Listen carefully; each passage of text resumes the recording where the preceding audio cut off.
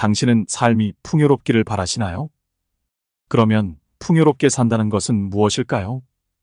풍요롭게 산다는 것은 다양한 관점을 포용하면서도 자신만의 철학으로 산다는 것이라고 생각합니다. 오늘은 풍요로운 삶에 필요한 철학을 어떻게 만들 것인지에 대해 찰스 핸디의 삶이 던지는 질문은 언제나 같다를 통해서 함께 생각해 보고자 합니다. 그럼 시작해 보겠습니다. 왜 우리는 아침마다 침대를 박차고 일어나야 하는가? 어디에서든 풍요로운 삶을 위해 고심하는 사람들에게 너무 늦은 때는 없다. 독일 철학자 아르투어 쇼펜하우어는 언젠가 우리는 앞으로 나아가며 살아야 하지만 삶은 되돌아볼 때 비로소 이해된다고 말했다. 이제 86세로 통계적으로 이미 죽을 나이인 나에게 남은 날이 많지는 않지만 지난 날을 되돌아보며 이해해야 할 것은 여전히 많다. 이제 나는 삶이 너무도 소중해 결코 낭비되어서는 안 되고 그저 흘려보내는 것에 그쳐서도 안 된다는 것을 알고 있다.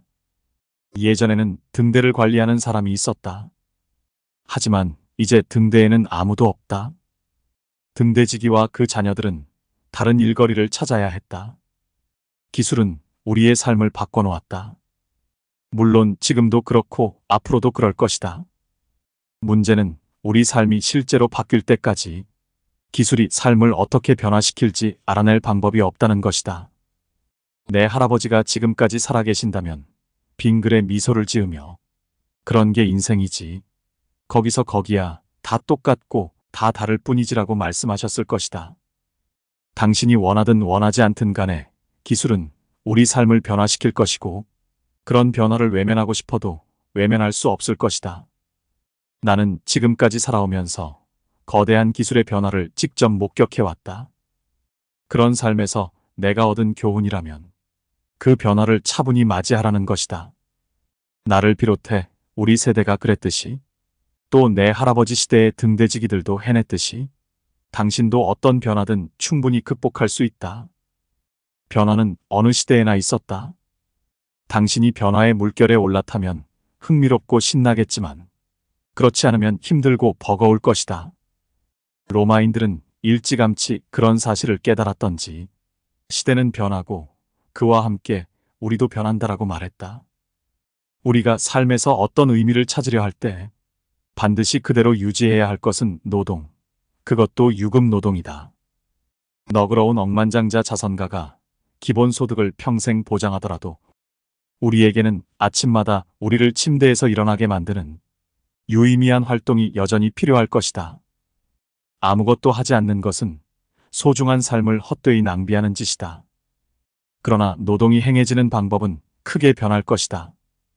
요컨대 안정된 직장이 더는 존재하지 않는다는 뜻이다. 당신은 고용된 상태에 있더라도 새로운 일자리가 나오면 그 자리에 지원해야 할 것이다. 50세를 넘기면 일자리를 구하기가 한층 더 어려워질 것이다. 늘 그래왔듯이 예전보다 많은 사람이 돈을 벌려고 일하지만 그 방법은 완전히 달라지고 있다. 힘들고 단조로운 수많은 일을 기계가 대신하고 있기에 그 방법은 너희 생애 중 훨씬 더 크게 달라질 것이 분명하다. 그러나 생산적인 일을 하려는 인간의 욕구는 사라지지 않을 것이기에 일은 여전히 우리 삶의 중심에 있을 것이다. 톨스토이를 읽어야 하는 이유. 우리 삶에는 변하지 않는 부분들도 있다. 많은 점에서 보면 오히려 그 부분들이 더 중요하다. 한번 생각해보자. 지금 런던에서는 셰익스피어의 비극 맥베스를 독자적으로 해석한 3편의 작품과 같은 이름의 오페라 한 편이 공연되고 있다. 셰익스피어는 엘리자베스 1세 시대의 비극을 썼고 아이스킬로스는 기원전 500년경에 그리스에서 비극을 썼다. 톨스토이, 찰스 디킨스, 제인 오스틴, 토머스 하디의 소설들도 끊임없이 텔레비전 드라마로 각색되어 왔다. 그 이유가 무엇일까? 이 작품들은 잘 쓰인 데다 무대나 스크린에서 멋지게 공연되기도 하지만 그 작품들에서 다루어진 주제가 오늘날 여전히 우리의 관심사라는 점을 넘어 그 이상의 의미를 전하고 있기 때문이다. 그 작품들은 결코 변하지 않는 것. 예컨대 사람들이 서로 관계를 맺고 공감하는 법, 삶에 대해 느끼고 생각하는 법을 다루고 있다. 과학기술이 발달하고 정치적 격변이 있었지만 인간이 처한 그러한 상황은 수천 년 동안 변하지 않았다. 그런 격변 자체가 인간이고 또 그들의 작품이 되었다. 선한 의도를 가지고 행한 일이 간혹 잘못되는 경우가 있더라도 우리는 자기 자신 이외에는 비난하거나 감사할 사람이 없다. 수많은 전쟁, 심지어 금세기와 지난 세기의 전쟁도 여느 것과 마찬가지로 특정한 개인의 권력욕과 야망이 주된 원인이었다. 알렉산더 대왕이나 히틀러가 주변 나라를 점령하고 통치해야 할 논리적이고 뚜렷한 이유는 없었다. 다른 차원에서 생각해보면 대기업이 규모를 키우며 상대적으로 작은 기업들을 휩쓸어버려야 할 경제적인 이유 역시 전혀 없다.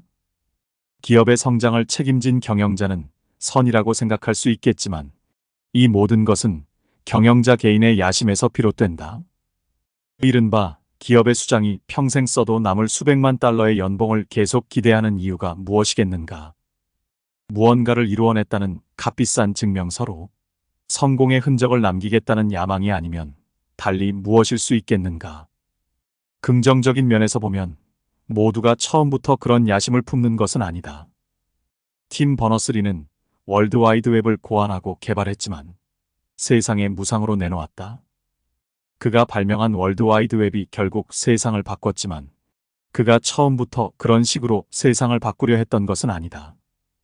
그는 자신이 종사하는 분야의 연구자들끼리 소통을 원활하게 하고 업무 효율을 높이고 싶었을 뿐 돈을 벌거나 명성을 얻으려는 욕심은 없었다. 마크 저커버그와 그의 대학 룸메이트들도 페이스북을 개발했을 때 그것이 결국에는 수많은 사람의 삶에 영향을 미치고 개인적으로 수십억 달러의 재산을 축적하게 될 것이라고는 상상조차 하지 못했다. 이들을 포함한 많은 기업가는 무언가 다르거나 더 나은 것을 만들려는 창조적 충동에 따라 움직인다. 부자가 되거나 유명해지는 건 주된 동기가 아니었다. 그들도 적잖은 사람들이 예부터 해왔던 것을 행했을 뿐이었다. 다만 그들은 무엇인가를 개선하려고 혹은 더 나은 아이디어를 떠올리려고 작은 변화를 추구했다.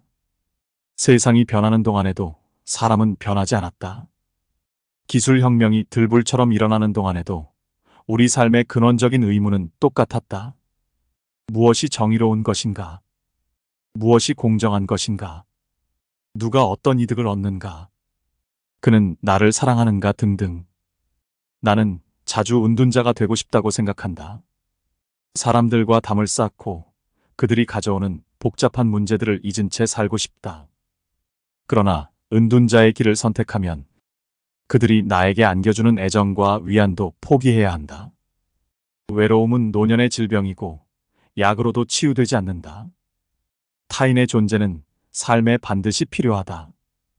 당신도 좋아하는 사람이든 그렇지 않은 사람이든 다른 사람들과 어울려 사는 법을 알아야 한다. 더욱이 위에서 나열한 의문들이 당신 삶에서 불쑥약이 될 때 반드시 기억해야 할 것은 당신도 그렇지만 의문 자체도 특별한 것이 아니라는 사실이다. 어떤 의문이든 이전에도 수많은 사람으로부터 수없이 제기되었던 것이다. 역사와 위대한 문학이 존재하는 이유가 여기에 있다. 그것들을 찾아 읽고 연구하면 그 의문들의 답을 자신 있게 구할 수 있다. 위대한 소설과 위대한 인물의 전기는 인간에 대한 최고의 길잡이다. 나는 조직의 운영 방식과 습관이라는 주제로 첫 책을 쓸 때 내가 탐구하려는 아이디어와 개념을 설명할 사례들을 찾아내야 했다. 그리고 나는 톨스토이가 어떤 연구 논문보다 조직 생활 문제에 대해 더 많은 것을 말하고 있다는 것을 알게 되었다.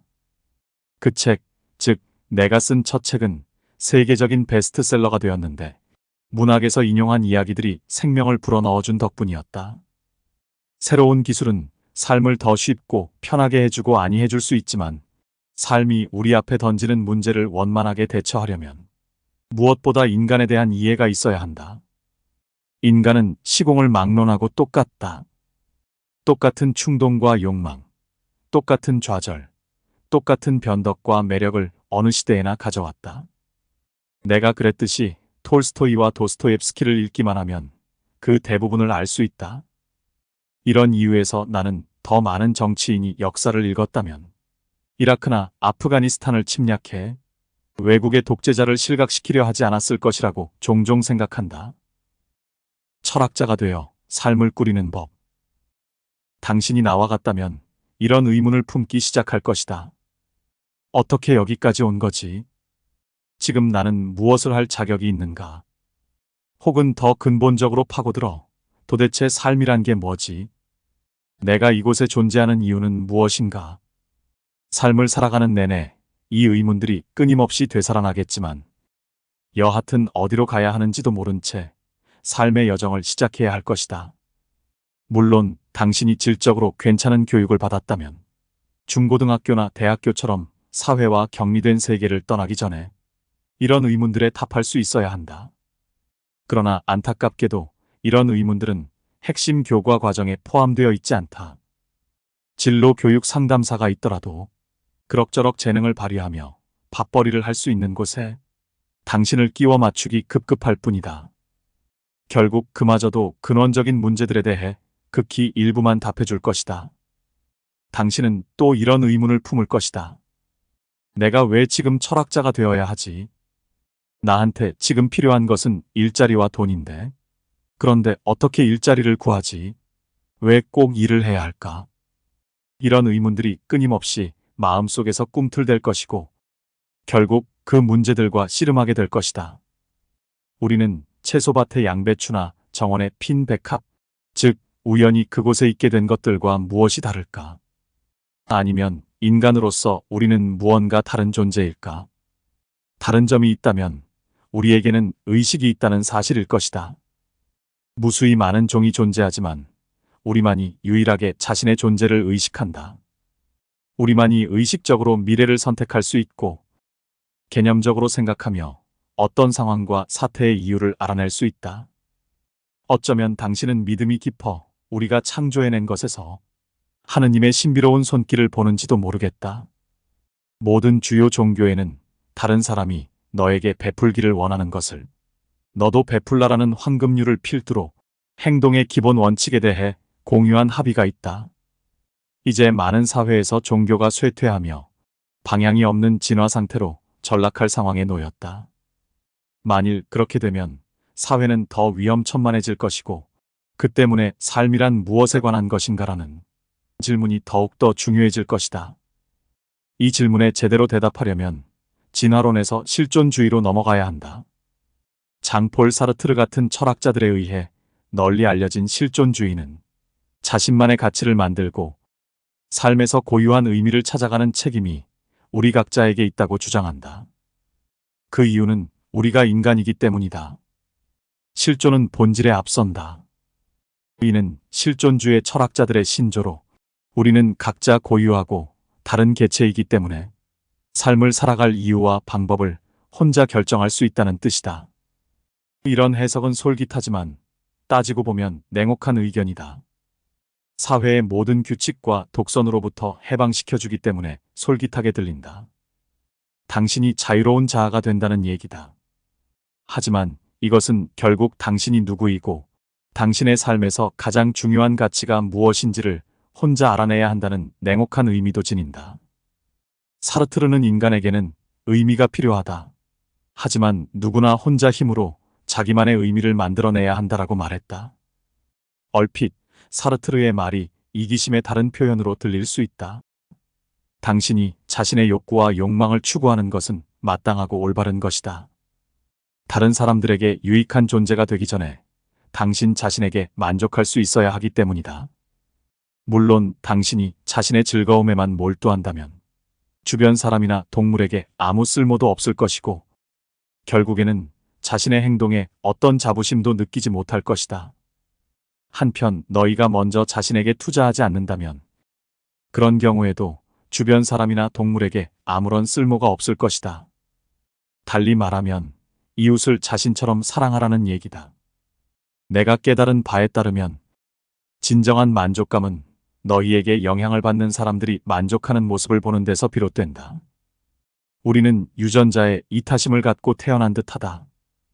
관용은 우리의 생득적 자질이다. 그렇기에 관용을 억누른다면 비인간적인 행위가 될 것이다. 실존주의로 삶을 꾸리는 방법이 너무 어렵게 들린다면 기원전 6세기 중국 철학자 공자의 가르침을 대안으로 삼을 수 있다. 공자는 어떤 신도 믿지 않았고 그리스도가 탄생하기 500년 전에 글을 쓰고 가르친 철학자였다. 공자는 이렇게 말했다. 너희가 능히 세상을 살며 5가지를 실천할 수 있다면 인간답다고 말할 수 있으리라. 공손함과 관대함, 신의와 명민함, 그리고 은혜로움이 그것이다. 공손하면 업신여김을 당하지 않고, 관대하면 많은 사람의 마음을 얻으며, 신의가 있으면 사람들이 신임하게 되고, 명민하면 공을 이룰 수 있으며, 은혜를 베풀면 사람들을 부릴 수 있느니라. 그런데 이러한 공자의 가르침은 훌륭한 삶의 지표가 될 수 있지만, 정작 우리에게 무엇을 위해 살아야 하는가에 대해서는 말해주지 않는다. 그렇다면 미국의 자연주의 철학자이자 시인인 랠프 월도 에머슨에게 눈을 돌려보면 어떨까? 그는 올바른 삶을 다음과 같이 정의했다.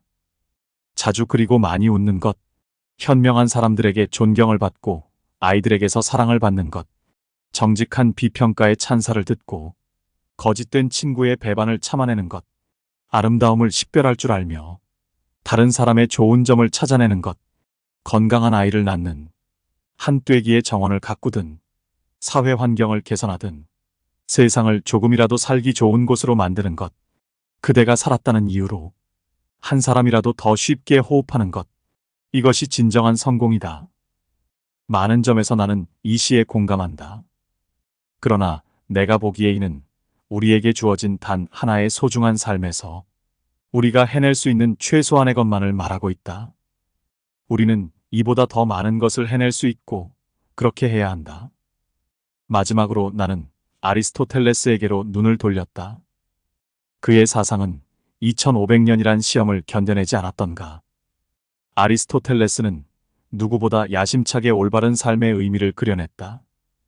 그는 우리가 일상에서 미덕을 최우선으로 추구하고 그런 후에 에우다이모니아라는 것을 추구해야 한다고 믿었다. 에우다이모니아는 정의하기 까다로운 개념이다. 엄밀하게 말하면 안녕이나 행복을 뜻한다. 그러나 이는 수동적인 행복이나 나태한 즐거움을 뜻하지 않는다. 행복과 즐거움은 전혀 다른 것으로 둘을 혼동해서는 안 된다. 아리스토텔레스의 사상에서 행복은 상대적으로 적극적인 것이고 자기 실현에 더 가깝다. 아리스토텔레스는 삶이 즐거움의 추구에 그쳐서는 안 된다고 믿었다. 그의 철학은 너희가 가장 잘하는 것에 최선을 다하라라고 요약될 수 있다. 말은 쉽지만 그렇게 하고 있다고 확신하기가 쉽지 않다. 너희가 가장 잘하는 것이 무엇인가? 지금 너희는 그것에 최선을 다하고 있는가? 여기에 더해 실천하기 어려운 문제가 하나 더 남아있다. 아리스토텔레스는 우리에게 어진 사람이 되어야 한다고도 역설했다. 그의 표현을 빌리면 우리는 덕스런 사람이 되어야 한다. 아리스토텔레스는 미덕이 무엇인지에 대해 상당히 정확히 규정해 주었다. 그의 논지는 우리가 사회적 동물이기에 혼자 살 수 없다는 것이다. 나는 대학에서 고전학과 철학을 전공했지만 그렇다고 어떤 일이든 할 수 있는 자격을 얻은 것은 아니었다. 나는 자립해서 삶을 즐기기에 충분한 돈을 벌고 싶었다. 그래서 이기적이고 실존적인 길을 선택했다. 수년 동안 나는 즐겁게 살았고 상당한 돈을 벌었지만 이기적으로 즐거움만 추구하는 생활에 금세 시들해졌다. 내가 다국적 기업이라 불리는 거대한 기계의 작은 톱니바퀴 하나에 불과하다는 사실을 깨달았기 때문이다. 나는 남들에게 쓸모있는 존재이면서도 나 자신을 좀 더 자유롭게 표현하는 길을 찾고 싶었다. 그때 나는 아리스토텔레스에게로 되돌아갔다. 이제 나는 우리 모두에게 황금 씨앗이란 것이 있다고 굳게 믿는다. 황금 씨앗은 특별한 재능이나 능력 또는 적성을 뜻한다. 만일 당신 혹은 당신과 가까운 누군가가 그것을 찾아낸다면 그 후 적절히 비료를 주어 건강하게 자라게 한다면 결국 당신은 당신이 가장 잘하는 분야에서 최고가 될 수 있을 것이다. 또 그렇게 하면서도 어질고 정직한 인품을 유지한다면 목적의식에 충만하고 성취감을 만끽하는 삶을 누릴 수 있을 것이고 아리스토텔레스주의자가 될 수 있을 것이다. 가장 소중한 것은 혼자 가질 수 없다. 개인적인 소망과 불확실성을 공유할 수 있는 사람들을 곁에 두는 것, 즉 동지애는 무척 중요하다. 그 대상이 반드시 삶의 동반자이어야 할 필요는 없다. 가족 함께 일하는 팀이나 조직 전체, 심지어 시민단체가 될 수도 있다. 당신은 최대로 5명의 단짝 친구, 15명의 좋은 친구를 가질 수 있다. 그들이 당신 삶에서 가장 중요한 우리가 될 것이다. 특히 단짝 친구 5명은 당신의 삶이 무너지려 할 때 쓰러지지 않도록 지탱해주는 정신적 지주가 될 수 있다. 그 소수의 사람들은 당신에 대해 너무도 잘 알고 있어 당신의 헛된 야망에 속지 않는다. 그래서 당신은 그들에게 완전히 정직할 수 있다. 그때 당신은 그들과 더 끈끈이 결속될 것이고 그들을 친절히 대하며 삶을 함께 살아가게 될 것이다. 우정은 예부터 소중히 여겨졌다. 셰익스피어의 햄릿에서 폴로니어스가 우정에 대해 아들 레이티스에게 건네는 충고는 유명하다. 친구들을 사귀고 겪어보아 괜찮다 싶으면 쇠퇴로 내 영혼에 묶어두어라. 그러나 머리에 피도 안 마른 전내나는 햇병아리들과 즐기느라 손바닥을 무디게 만들지 마라. 프랜시스 베이컨은 진정한 친구가 없다면 세상은 황무지에 불과하다고 말했다. 다른 사람의 조언으로부터 받은 빛이 자신의 깨달음으로 얻는 빛보다 더 냉철하고 순수하다. 누구나 아들에게는 아버지로서, 아내에게는 남편의 자격으로, 적에게 는 조건을 내걸며 말할 뿐이지만 친구는 경우에 비추어 진정한 친구라면 너희에게 상처를 주더라도 진실을 말할 것이다. 나는 한때 점점 벗겨지는 머리를 감추려고 머리카락을 열심히 앞으로 빗어내렸다. 그야말로 우스꽝스런 짓이었지만 아내도 아이들도 내 행동에 대해 함구했다. 결국 한 친구가 나에게 진실을 감추지 말라며 대머리잖아. 아닌 척하느라 고생하지 마라고 말했다. 나는 그 충고를 받아들였고 그 진실한 충고 덕분에 고통에서 해방되었다. 당신이 운이 좋다면 삶에서 인도자이자 멘토 역할을 해줄 만한 손윗사람, 즉 당신의 장점을 찾아내 독려해주는 사람을 친구로 만날 수 있을 것이다. 나에게는 새로운 삶을 시작할 때마다 그 단계에서 도움을 준 3사람이 있다. 나에게 반드시 대학에 가야 한다는 확신을 심어준 교장 선생님, 나를 크게 신뢰하고 임명된 후에는 내 결정이 옳았다는 걸 자네가 입증해야 할 걸세라며 충분한 자격을 갖추지 못한 나를 정교수에 임용한 학장, 나를 미국 학계에 소개한 또 다른 학장이 그들이다. 나는 그들에게 크게 빚졌고 평생 동안 그 은혜를 갚아나가야 할 것이다. 그들은 삶에 영향을 미친 몇몇 사건을 너희와 함께 경험했을 가능성이 크다. 결속력은 경험의 공유로 형성되니 말이다. 예를 들자면 대학에서 방을 함께 사용했거나 한 팀으로 산악을 등반했을 수 있다. 어떤 식으로든 서로에게 의존하며 유대감을 쌓았을 것이다. 내 아내는 분명히 나에게 최고의 친구였다. 우리가 부부였다는 게 도움이 되었을까? 물론이다. 우리는 서로의 삶에 영향을 주는 경험을 55년 동안이나 공유했다. 우리가 법적으로 맺어졌고 많은 사람 앞에서 100년애로 하겠다고 약속했다는 것도 큰 역할을 했다. 하지만 그 이상으로 우리 둘을 하나로 맺어준 것은 서로에 대한, 또 자식에 대한, 나중에는 손주들에 대한 공동의 책무였다. 그 공동의 책무가 없었다면 우리의 결혼 생활이 그리 순탄하지만은 않았을 것이다. 물론 사랑도 있지만 열정이 사그라든 사랑은 하나됨, 즉 신체적이고 감정적인 표현의 우리에서 나온다.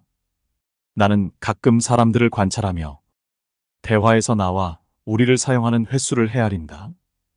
그렇게 귀담아 듣는 것만으로도 그 사람에 대해 많은 것을 알게 된다. 하지만 누구도 당신에게 말해주지 않는 것이 있다. 동반자 관계, 절친한 친구 관계, 팀원 관계 등 모든 관계에서 우리의 확실한 이득을 누리려면 가장 먼저 투자해야 한다는 것이다. 진정한 공생에 무임승차는 있을 수 없다. 얻으려면 먼저 주어야 한다. 이상적으로 말하면 자신보다 타자를 더 배려하고 사랑해야만 먼저 줄 수 있다. 친절은 우정을 이어주는 접착제다. 누구든 친구와 말다툼할 수 있고 정치적 종교적 견해로 충돌할 수 있다. 하지만 말다툼할 때도 친절한 자세를 잃지 않고 다른 의견을 가질 수 있는 친구의 권리를 존중해야 한다는 조건이 더해진다. 스코틀랜드 철학자 데이비드 휴문, 친구들과 논쟁하며 진실을 끌어내라고 조언했다. 나는 친구들과의 논쟁을 통해 많은 것을 배웠고, 언쟁하는 동안 내가 내뱉은 말에 스스로 놀란 때가 한두 번이 아니었다. 아일랜드 사람들은 내가 말하는 걸 내가 직접 듣기 전에 스스로 무슨 생각을 하는지 어떻게 알겠는가라고 흔히 말한다. 결혼 생활도 다를 바가 없다. 우리 부부의 결혼 생활이 그랬듯이 최상의 결혼 생활을 위해서는 다르지만 상호 보완적인 능력들이 결합되어야 한다. 부부가 남편과 부인이라는 정형화된 역할을 넘어 새로운 결합 방식을 자유롭게 추구한다면 더 나은 우리를 완성할 수 있을 것이다. 과거에 우리는 친구들을 두 부류, 배수관형과 라디에이터형으로 나누곤 했다. 배수관형은 우리에게 기운을 빼앗아가는 친구들, 그래서 조금이라도 빨리 헤어지고 싶은 친구들을 가리킨다. 반면에 라디에이터형은 만나면 재밌게 대화하고 흥미로운 생각으로 우리에게 기운을 북돋워주며 삶을 더 풍요롭게 해주는 친구들을 가리킨다. 하지만 배수관형 중 가장 따분한 사람들도 그들의 관심을 끌만한 주제가 이야깃거리로 선택되거나 우리가 그저 그들과 그들의 걱정거리에 관심을 보여주어도 눈에 띄게 활기를 찾기 때문에 이런 기계적인 구분은 사실 맞득지 않다. 당신은 주변 사람들이 미소 짓고 환히 웃을 수 있도록 노력해야 한다. 이런 유치한 구분을 얘기하는 것도 우애 관계에서는 배수관형보다 라디에이터형이 되어야 한다는 걸 당신에게 상기시키기 위해서다. 사실 내가 보기에 이런 구분은 일반적으로 에너지의 문제였고 나는 언제든 많은 에너지를 사람이나 상황에 투자할 각오가 되어 있었다. 간혹 가족에게는 긴장을 풀고 휴식을 취하며 설렁설렁 대화하고 싶은 유혹이 일었지만 그때마다 나는 나에게 가장 소중하고 가까운 사람들이 나에게 보여주는 관심을 당연시하며 그들에게 결례할 이유가 있는가라며 마음을 다잡았다. 결론적으로 라디에이터형은 항상 반갑지만 배수관형도 최적의 경우에는 용납된다. 나는 최근에 아내를 잃었다. 거의 반세기 만에 처음으로 혼자가 되었다. 기분이 이상하다. 그렇다고 내가 외롭다고 말할 수는 없다. 많은 사람이 여전히 나를 만나러 오고 극장이나 공연장에 나를 초대해 함께 간다. 그러나 하나됨, 즉 삶을 공유하고 공통의 목표를 추구하는 사람이 곁에 있다는 기분은 사라졌다. 어느 정도의 자유가 생긴 것은 사실이다. 어떤 결정을 내릴 때 옆 사람을 생각할 필요가 없어졌다. 내가 원할 때 잠자리에 들고 내가 먹고 싶은 것을 먹고 내가 좋아하는 사람을 만날 수 있다. 그러나 그 자유가 하나됨의 상실을 메워주지는 못한다. 내 머릿속에는 여전히 아내가 굳건히 자리 잡고 있다. 또한 거의 매 순간 아내를 생각하고 지금도 모든 것을 아내 좋아했던 방식대로 되풀이할 뿐이다. 게다가 지금도 습관적으로 아내가 즐겨 앉던 의자 너머를 바라보며 아내가 텔레비전 뉴스를 시청하다가 잠들지 않았는지 확인한다. 내가 여행을 계획하거나 어떤 작품에 대해 의견을 구할 때 아내가 조언하는 목소리가 귓가에 들리는 듯하고 이 글을 읽으며 좋은 쪽이든 나쁜 쪽이든 솔직한 의견을 나에게 제시하는 모습이 머릿속에 그려지기도 한다. 나는 가장 좋은 친구를 잃었다. 어쩌면 당신도 그렇겠지만 우리는 누군가 혹은 무엇인가를 잃은 후에야 그 존재가 얼마나 특별한 존재인지를 깨닫는다. 우정도 마찬가지다. 우정을 당연한 것이라 생각하지 말아라. 그 특별한 친구들을 소중히 아껴라. 그들이 떠난 후에는 그들이 그리워질 테니. 오늘은 찰스 핸디의 삶이 던지는 질문은 언제나 같다라는 책에서 그 내용을 가져왔습니다. 우리가 삶에서 배워야 할 것들은 무수히 많습니다. 행복, 일, 인간관계, 인생 등 그 주제들은 다채롭고 복잡합니다. 그러니 삶이 당신에게 당신의 철학은 무엇입니까? 라고 묻는다면 여러분은 어떻게 답하겠습니까? 물론 인생에 정답은 없습니다. 다만 무수히 많은 선택과 다양한 삶이 있을 뿐입니다. 중요한 것은 자신의 철학을 세우고 그 철학을 바탕으로 삶을 살아가는 것입니다. 오늘의 이야기가 여러분의 삶에 작은 영감이 되었기를 바라며 이상으로 지혜 명언의 말씀을 마치겠습니다. 감사합니다.